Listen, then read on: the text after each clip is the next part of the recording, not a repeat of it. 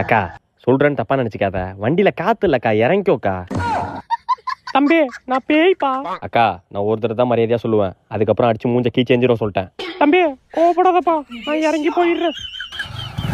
பேய்க்குன்னு ஒரு மட்டு மரியாதை இல்ல இருக்கடா, நான் மூஞ்ச கொட்டூரமா வைக்கிறேன். வரான் பயந்து ஓட போறான். வாடா சீக்கிரம் வாடா.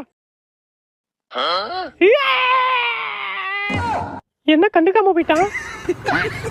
வரான் திரும்ப வரட்டும் இன்னைக்கு. அடி வா. அக்கா பாண்டிச்சேரி எந்த பக்கம் போனோம்? ஓ இந்த பக்கம் போகணுமா? தேங்க்ஸ்க்கா.